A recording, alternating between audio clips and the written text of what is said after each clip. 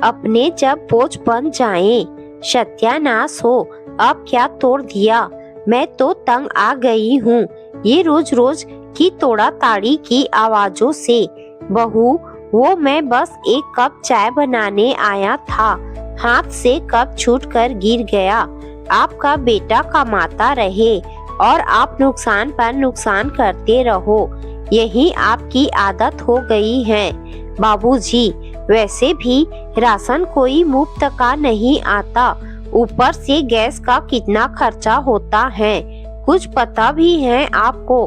कान खोलकर सुन लीजिए बाबूजी, अब कल से सिर्फ एक टाइम ही आपको चाय मिलेगी। पुरुषोत्तम दास बिना कुछ बोले चुपचाप रसोई से बाहर आ गए। बहू सुधा को अपने 70 साल के बुजुर्ग ससुर पर बिल्कुल भी तरस नहीं आता था। धीरे धीरे सुनील का व्यवहार भी अब ऐसा ही होता जा रहा था। सुनील, सुधा, तुम गुस्सा मत करो, मैं बाबूजी से बात करूंगा। मैंने कहा और तुमने कर ली बात। अरे तुम रहने ही दो, अब जो करना है मैं ही करूंगी। मैंने सोच लिया है, मैं मायके चली जाऊंगी, फिर तुम रहना अपने पूज्य बाबूजी के साथ खुशी से। सुनील, रुको, मैं अभी बात करता हूँ। सुनील गुस्से में अपने बूढ़े पिता के पास जाता है। सुनील, बाबूजी, आप क्या चाहते हो? आप साफ साफ कहो, आप क्यों हम पति पत्नी को आराम से नहीं जीने देते? पिता, सुनील बेटा, पर मैंने किया क्या है? तुम ऐसे गुस्सा क्यों हो रहे हो? सुनील, बाबूजी, आपको पता है सुधा को आपके दोस्तों का घर पर आना बिल्कुल भी पसंद नहीं है, फिर भी आप आज अपने दोस्त को घर ले आए। सुधा थोड़ी देर दोपहर में आराम करने लगी थी, पर ये थे कि अपने दोस्तों के साथ ठहाके मार कर हंस कर बातें कर रहे थे। मुझे बिल्कुल भी आराम नहीं करने दिया।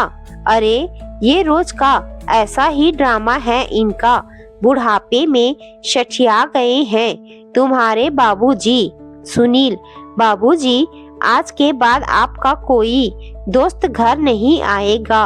अगर आपको अपने दोस्तों के साथ बातें ही करनी है तो आप घर के बाहर जाकर करो। मैं नहीं चाहता आपकी इन आदतों की वजह से मेरी और सुधा की शादीशुदा जिंदगी में कोई दरार पड़े। अपने बेटे की बातें सुनकर पुरुषोत्तम दास की आंखें भर आई। सुनील और सुधा तो उस रात चैन की नींद सो गए, पर पुरुषोत्तम दास की आंखों में तो नींद ही नहीं थी। वो अपनी पत्नी सरोज की तस्वीर से अपने दिल का दर्द बयां कर रहे थे। पुरुषोत्तम दास, सरोज, तुम्हारे बिना ये बुढ़ापा काटना बहुत मुश्किल है। इस घर में तुम्हारी आत्मा बसती है। ये घर और इस घर की हर चीज में तुम्हारा एहसास है, पर मैं इस उम्र में बच्चों पर और बोझ नहीं डाल सकता। मेरे यहाँ से चले जाने में ही सबकी भलाई है। पुरुषोत्तम दास की बूढ़ी आंखों से आंसू बह रहे थे।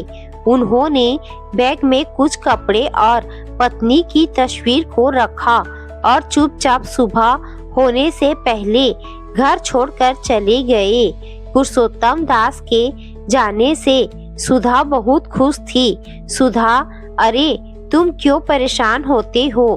क्या पता बाबूजी अपने किसी दोस्त के साथ कहीं घूमने चले गए हो।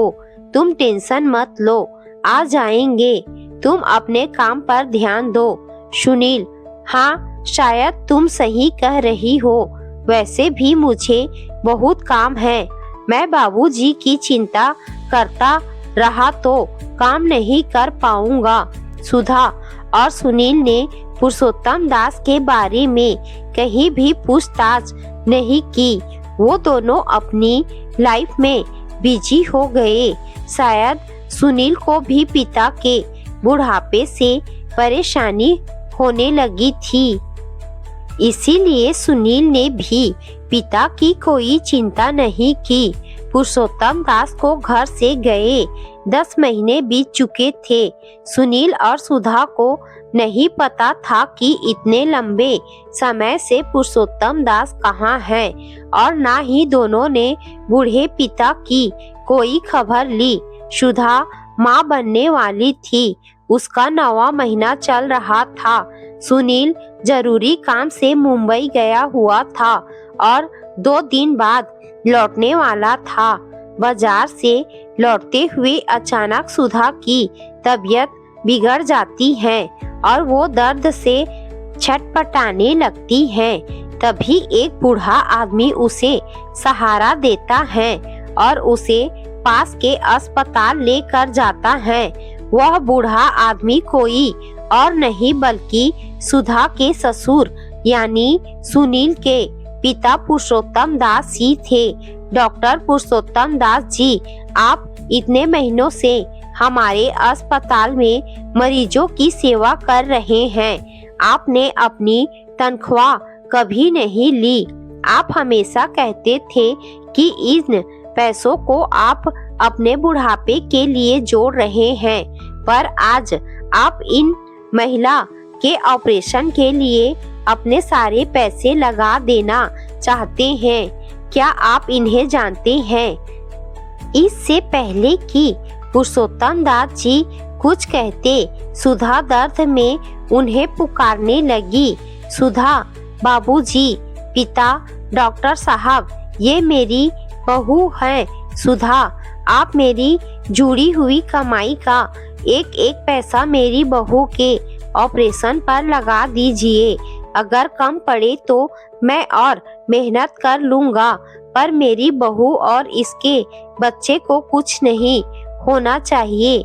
मैं चाहता हूँ मेरे बेटा, बहू और इनका परिवार सुखी रहे। सुधा की नजरें शर्म से झुक चुकी थी। उसकी आंखों में पश्चाताप के आंसू साफ दिखाई दे रहे थे।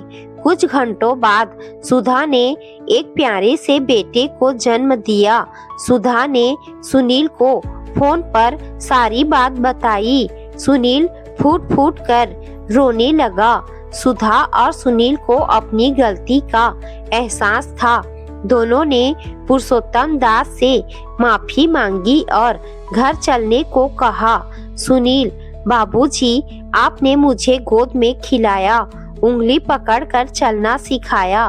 मैं चाहता हूँ आप अपने पोते को भी गोद में खिलाओ और उंगली पकड़कर चलना सिखाओ। हमें माफ कर दो बाबूजी, हमें माफ कर दो। पुरुषोत्तम दास की आंखों से आंसू छलकने लगे। उन्होंने अपने पोते को अपनी गोद में लिया और उसे खूब प्यार करने लगे। पिता का बुढ़ापा, ये कहानी हमें यही संदेश देती है कि हमें कभी भी अपने वृद्ध माता पिता को बोझ नहीं समझना चाहिए। उनका अनुभव, प्यार और उपस्थिति घर के लिए सबसे बड़ा आशीर्वाद होती है।